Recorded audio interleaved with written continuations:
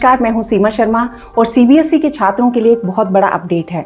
सरकार सीबीएसई में बोर्ड में पढ़ने वाले छात्रों के लिए एक बड़ी राहत देने की तैयारी कर रही है। अभी तक इस परीक्षा परिणाम आने के बाद छात्रों को जिस तरह की दिक्कतें आई हैं, उन सब का अगले साल कुछ अलग ढंग से समाधान निकालने की जरूरत। सबसे बड़ी बात ये है कि अभी तक डिजी लॉकर में मार्कशीट और मतलब जो हमारे सर्टिफिकेट होते हैं वो वहाँ पे अपलोड हो जाते थे, लेकिन अगले साल से यानी कि 2027 के जब परीक्षा परिणाम आएगा तो मार्कशीट के साथ छात्रों की जो स्कैन कॉपी होती है, जिसको कहते हैं आंसर शीट होती है, वो भी वहाँ अपलोड हो जाएगी, ऑटोमेटिकली अपलोड हो जाया करेगी।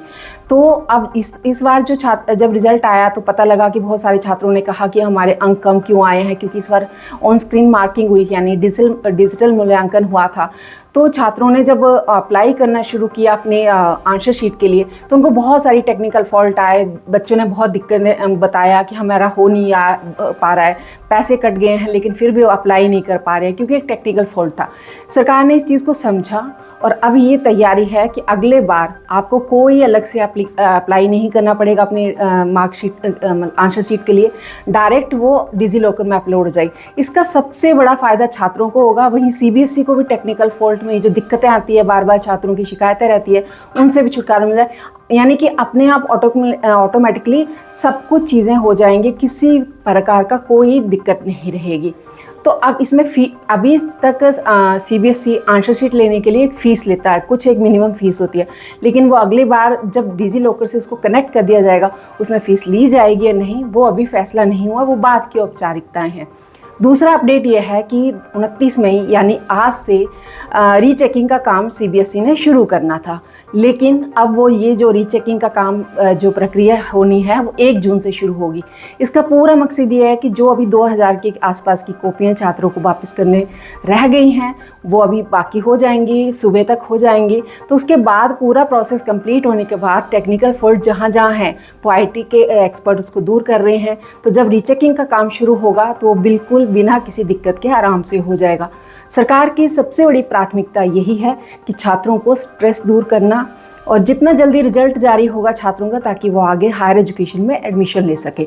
जुलाई 2026 में नया शैक्षणिक सत्र सभी नॉर्मल यूनिवर्सिटीज़ का, मेडिकल का, इंजीनियरिंग का सभी शुरू हो जाता है। तो सरकार की पूरी कोशिश है कि जल्दी से जल्दी रिजल्ट जारी किया जा सके, ताकि नए शैक्षणिक सत्र में, हायर एजुकेशन का जो नया शैक्षणिक सत्र है उसमें किसी भी तरह की कोई दिक्कत ना हो। सरकारी सूत्र बताते हैं कि जब पोर्टल ओपन हुआ था कि मुझे अपनी आंसर शीट लेनी है, उसके लिए जब तक पोर्टल ओपन हुआ था बहुत सारे छात्रों ने कहा कि हमारे पैसे कट गए लेकिन हम अप्लाई नहीं कर सके। दरअसल वो टेक्निकल फॉल्ट था।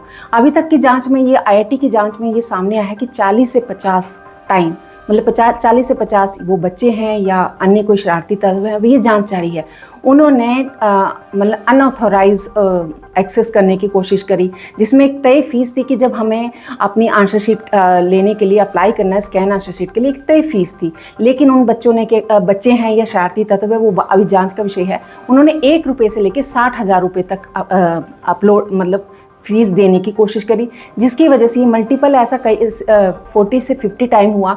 तो जिसकी वजह से मतलब जो तकनीकी दिक्कत आई थी सीबीएसई के पोर्टल में, तो अभी इसको जांच हो रही है। आईआईटी के एक्सपर्ट, आईआईटी का मद्रास के और कानपुर के एक्सपर्ट पिछले 4 दिनों से सीबीएसई में ही हैं और इस पूरे देख रहे हैं कि आखिर वो तकनीकी दिक्कत क्या थी, क्या किसी को ये कोई साइबर हमला था। इस बात की भी पूरे एक्सपर्ट जाँच कर रहे हैं कि हो सकता है सीबीएसई की इस नई व्यवस्था को ध्वस्त करने के लिए कोई साइबर हमला किया गया, सोची समझी साजिश भी हो सकती है।